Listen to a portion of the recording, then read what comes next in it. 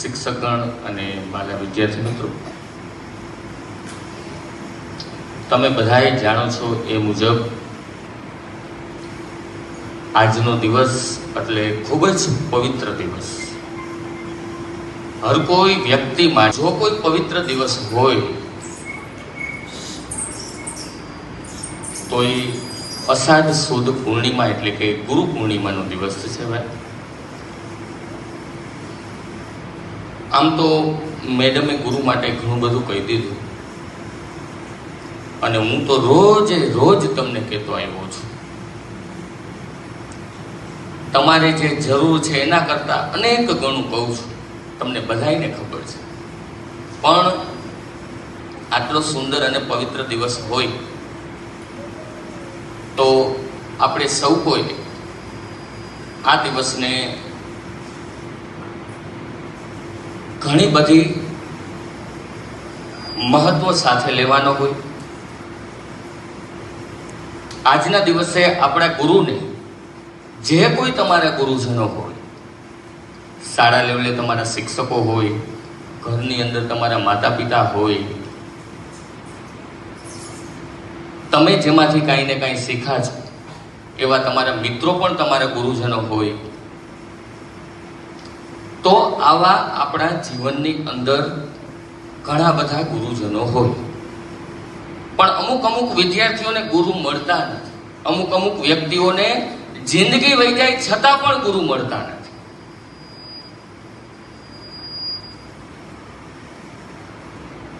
એવા વ્યક્તિઓએ ઈશ્વર કૃપાની રાહ જોવી પડે. જેમની ઉપર જ્યારે ઈશ્વર કૃપા પ્રગટ થાય, ઈશ્વરની અનંત કૃપા છે એ પ્રગટ થાય, ત્યારે છે એ વ્યક્તિને ભાઈ ગુરુજી છે એ મળતા હોય છે.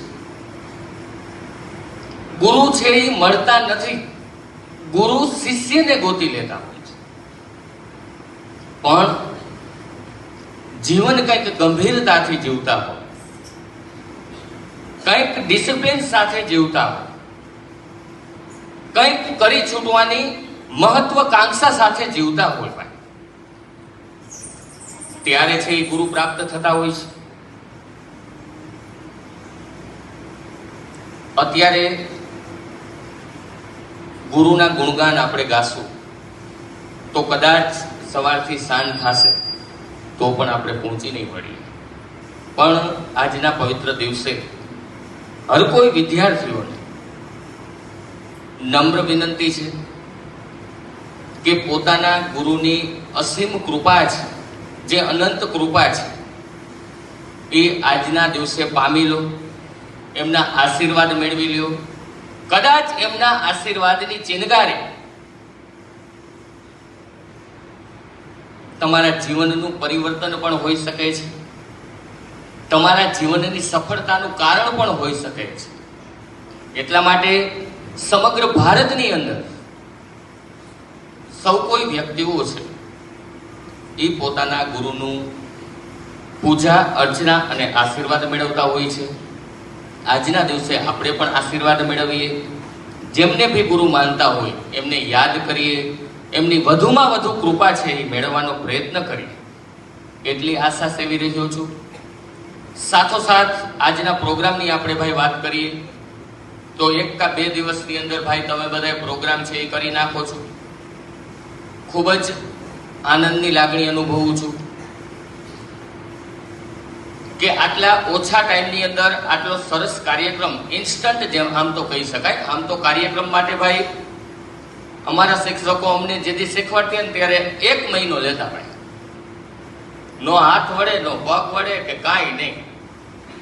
ડાન્સ અમને કરાવતા ને ત્યારે અમારે 1 મહિનો જોતો, ત્યાં માન ભેગું થાય. તોય ભૂલું તો પડે. પણ તમને આ 1 કે 2 કે વધીને 3 દિવસની અંદર આટલો સુંદર મજાનો જે તમે નૃત્ય છે એ રજૂ કર્યું ભાઈ, ખરેખર આમ તો આજના દિવસે તમારા ગુરુજનોને છે ને મારે તમારા વતી નમસ્કાર કરવા પડશે ભાઈ, કે આટલી સુંદર મજાની નૃત્ય કળા છે એ તમારી અંદર પ્રગટ થઈ. તો એ બદલ દરેકે દરેક વિદ્યાર્થીનીઓ અને સાથોસાથ એમના ટીચર્સને આપણે જોરદાર તાળીઓ સાથે વધાવજો ભાઈ.